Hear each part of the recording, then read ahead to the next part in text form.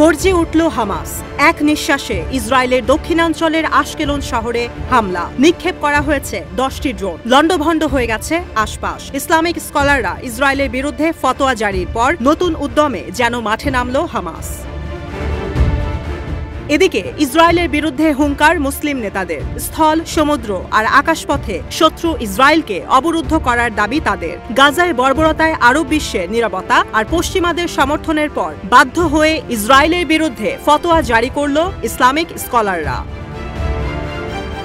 এর মধ্য দিয়ে অবশেষে ইসরায়েলের বিরুদ্ধে জিহাদ ঘোষণা হলো। বিশ্বের সব মুসলিম ও মুসলিম সংখ্যাগরিষ্ঠ দেশকে ইসরায়েলের বিরুদ্ধে জিহাদ ঘোষণার আহ্বান জানিয়ে বিরল ফতোয়া জারি করলেন বেশ কয়েকজন বিশিষ্ট মুসলিম আলেম। অবরুদ্ধ গাজায় সাধারণ ফিলিস্তিনিদের ওপর 17 মাস ধরে চলা নির্বিচার হত্যাকাণ্ডের প্রতিবাদে ইসরায়েলি হামলার বিরুদ্ধে এই ফতোয়া জারি করা হয়।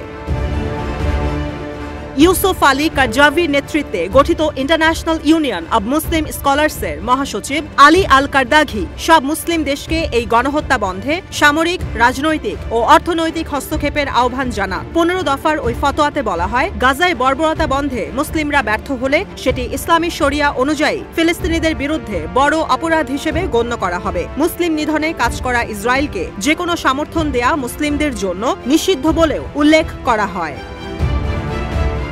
কারদাঘি বলেন, গাজার মুসলমানদের নির্মূলে কাজ করা কাফের শত্রু ইসরায়েলকে সমর্থন করা নিষিদ্ধ। তা সে যে সমর্থনই হোক। তিনি বলেন, এদের কাছে অস্ত্র বিক্রি করা, স্থল, জল কিংবা আকাশপথে সুয়েজ খাল, বাবাল মানদেব ও হরমুজ প্রণালীর মতো আন্তর্জাতিক জলসীমা বা বন্দরের মাধ্যমে সেগুলো পরিবহনও নিষিদ্ধ করা উচিত।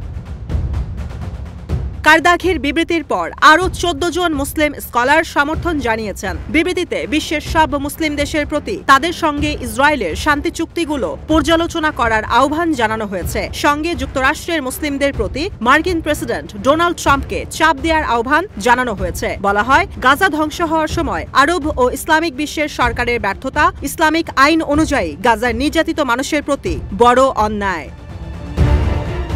ফতোয়া ইসলামিক আইনি আদেশ। কারদাঘি মধ্যপ্রাচ্যের সবচেয়ে সম্মানিত ধর্মীয় নেতাদের একজন। তার দেয়া ফতোয়াগুলো বিশ্বের 170 কোটি সুন্নি মুসলিমদের জন্য গুরুত্ব বহন করে। সাধারণত কোরআন ও হাদিসের আলোকে একজন ধর্মীয় নেতা এ আদেশ জারি করেন।